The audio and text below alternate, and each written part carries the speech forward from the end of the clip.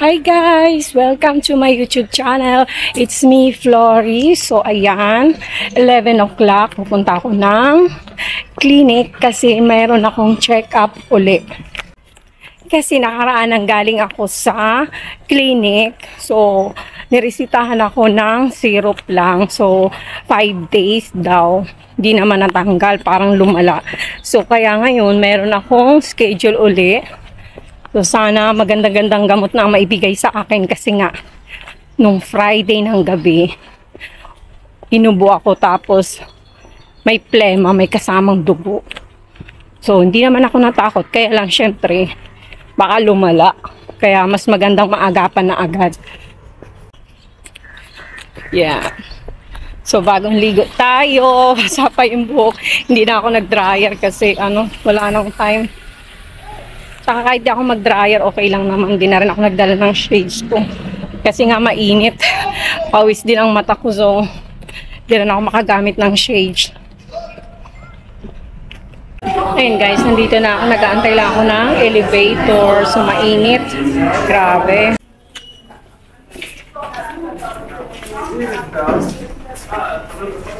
Ayan guys, nag-aantay na ako ng aking dispar. So, 826 ako. Sa kedar number 5.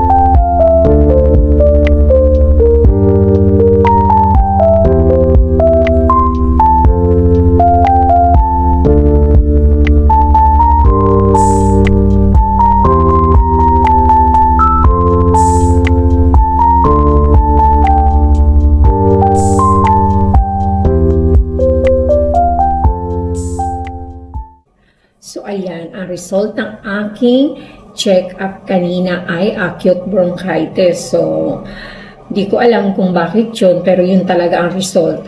So, pero chinek uli niya yung lalamunan ko, okay naman, yung likod ko tsaka dibdib ko, okay naman, pati yung hangin na, wala naman siya naririnig na ganun kadaming plema, pero hindi ko alam bakit acute bronchitis. So, kasi nga last week, nanggaling ako sa doktor, so niresitahan lang ako ng syrup, so wala rin nangyari. So, kaya, kanina, binigyan niya ako ng dalawang klaseng gamot. Yung isa, yung pampalabas ng plema, 3 times a day. Tapos, yung isa naman ay yung antibiotic twice a day, within 7 days. So, ayun. Tapos, nag-request din ako ng blood test at saka ng x-ray. Pero yung x-ray talaga ni-require niya sa akin. So, kailangan ko magpa-schedule. Pero kanina, napa-schedule na ako ng anak ni Lola. So, mas maganda sila nagpa-schedule. Kasi nga, alam nila yung kanilang, yung kanilang schedule kung kailan, para kasi sila rin naman magbabantay kay Lola.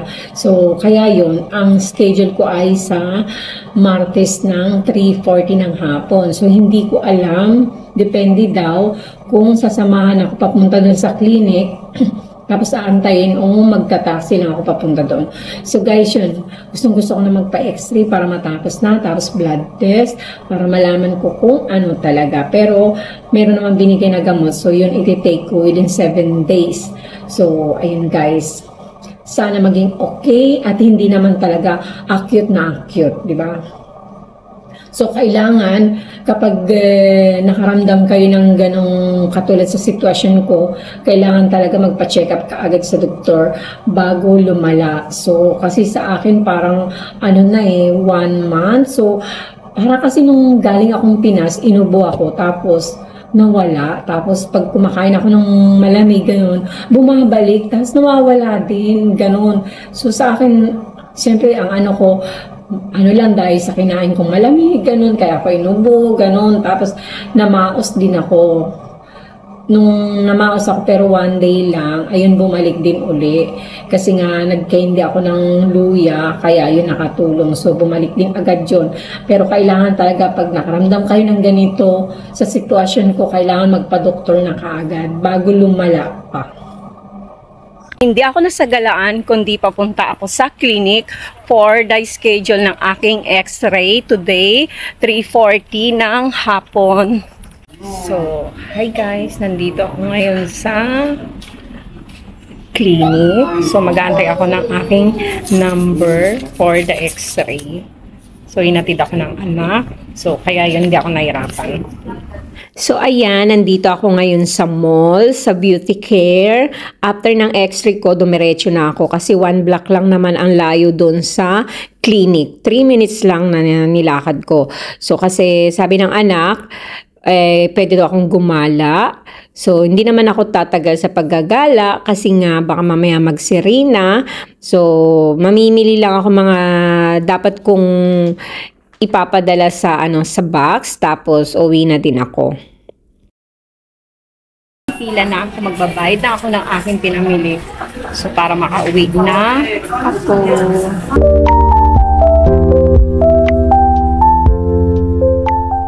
Tapos na ako, palabas na ako ng mall.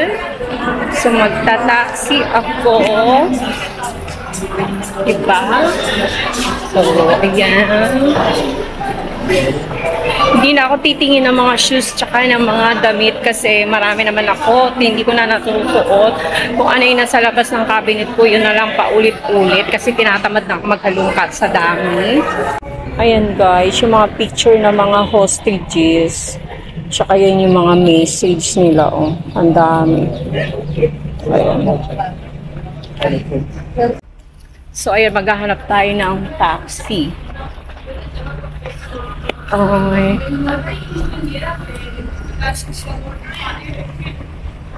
Maghahanap tayo ng taxi na pwedeng sakyan pa uwi sa anak ni Lola. Ayun, may taxi. Tingnan natin. Try natin. So, ayan. Sa bahay na ako. So, good news. At tapos na ang x-ray ko, pero hindi ko pa alam kung ano ang result. So, ayan guys, dumaan ako doon sa bahay ng anak ni Lola kanina, kasi nandoon siya. Siya yung nag-alaga kay Lola kanina. So, bali, hinatid lang ako sa clinic, tapos umuwi sila, kasi nga daw baka magsirena. So, mahihirapan siya kay Lola. So, kaya nauna sila, iniwan nila ako doon. So, nag-taxi ako pa uwi.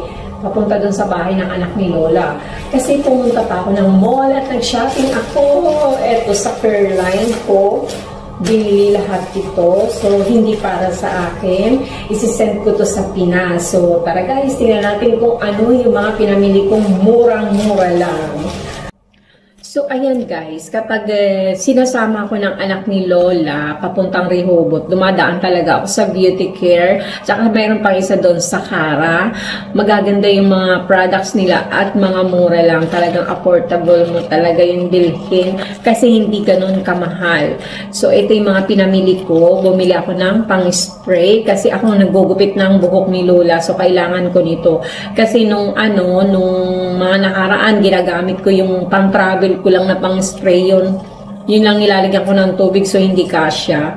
So ito mas maganda. Madami-daming laman na tubig. So mura lang to 4 shekel. I-times mo lang ito sa kasi ngayon bumaba yung 1 shekel is equivalent ng 13 point something peso kasi bumaba kasi nga dahil sa war. Ayun. Tapos bumili na rin ako ng pangponi nila sa buhok. Panay black lang kasi syempre sa school baka bawal yung may kulay. So, black na lang yung binili ko. Tag-isa-isa sila. Tapos, binilhan ko sila ng, alam mo naman yung mga bata, mahilig sa panali na may kasamang hair. So, ayan sa magkapatid, ano sila ng kulay. Magkabaliktaran ng kulay. Tapos, ito naman yung sa isa ko rin pamangkin na elementary din. Ayan. So, 4 shekel lang din isa-isa.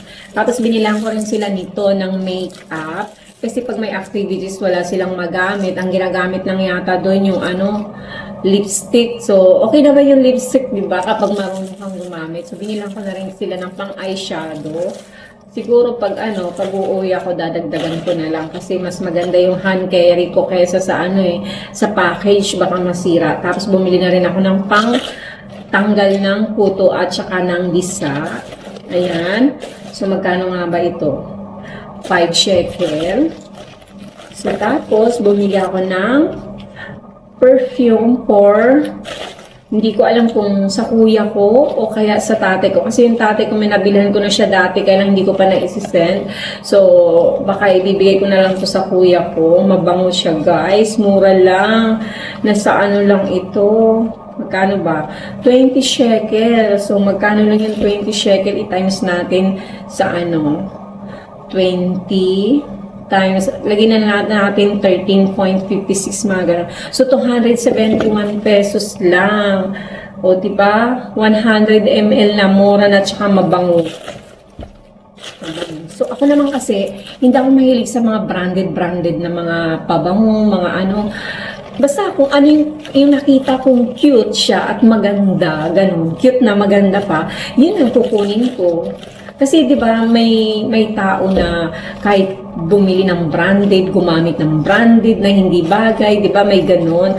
So, ako naman basta type ko siya na. At saka mahilig ako sa sale, hindi ako bumibili ng ng regular price. Nakabili lang ako ng regular price no kasal ng apo ni Lola kasi no choice ako.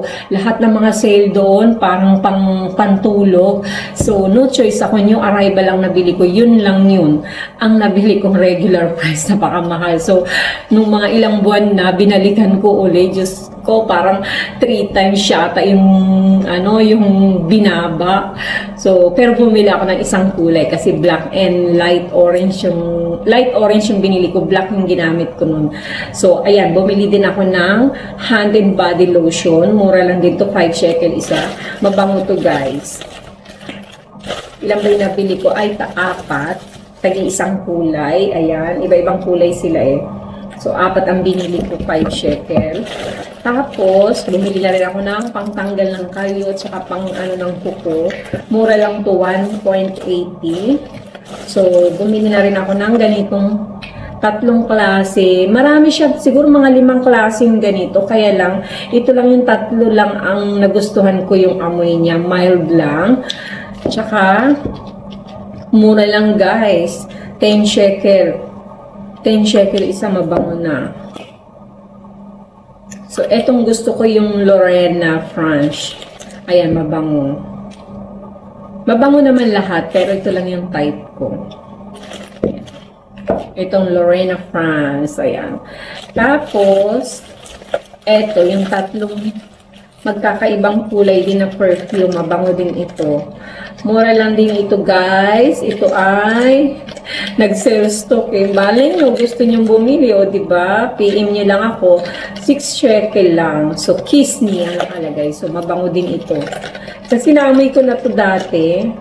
Pero hindi ko nagamit. Naamoy ko siya mabango. So, kaya, alam ko na, tinandaan ko na. Meron pa akong isang palaging binibiling perfume. Maliit lang siyang. Cute-cute talaga. Lagayan ng parang mansanas. Kaya lang kasi 2 kulay lang yung available doon. Kaya hindi na ako kumuha. Tsaka yung isang kulay doon, hindi ko masyadong mabango naman. Kaya lang hindi ko type yung amoy. So, hindi na ako bumili. Kasi dapat 5 klase yun 5 kulay yun eh. So, 2 lang yung available. Hindi na ako kumuha. So, ayun lang guys, yung aking pinamili kanina sa mall.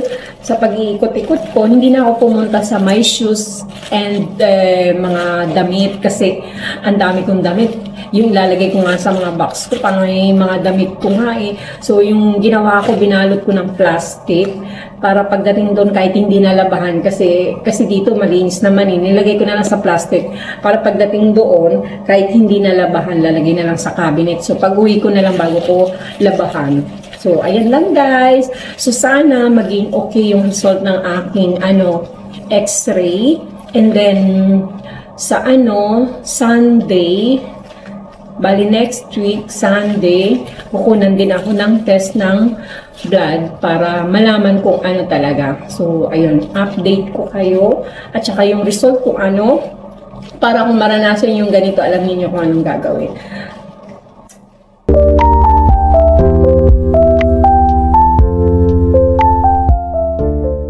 Hi guys! Good morning! Ayan! Gagala kami ni Lola sa wakas ng panahon. Nakalabas din kami. At ang unang labas namin ay pupunta kami ng restaurant. So, upo kami doon kakain. So, ayan. Wala na daw siya lakas maglakad. Kasi halos, isang buwan yata. Sobra isang buwan kami hindi nakapaglakad ng malayo. So, ngayon, time to go to restaurant. Kakain kami kasama ang anak at apo. Guys, dito na kami sa restaurant. So, inatay lang namin yung apo ni Lola. So, sa wakas ng panahon, makakaupo na din kami after more than 1 month.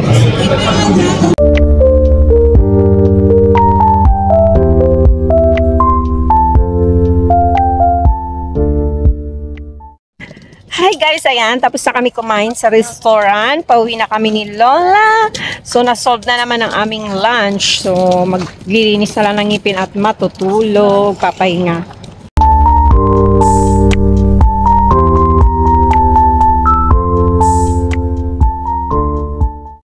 So, today is Sunday. So, maaga ako nagising kasi may eye bag pa. Naantay ko yung nurse na pumunta kasi kukunan ako ng sample ng blood para sa test. So, sabi niya maaga darating. So, umupo na ako dito kasi pag doon ako sa kwarto, doon niya ako kukunan ng ng blood, ng sample ng blood. So, antayin ko na lang siya dito.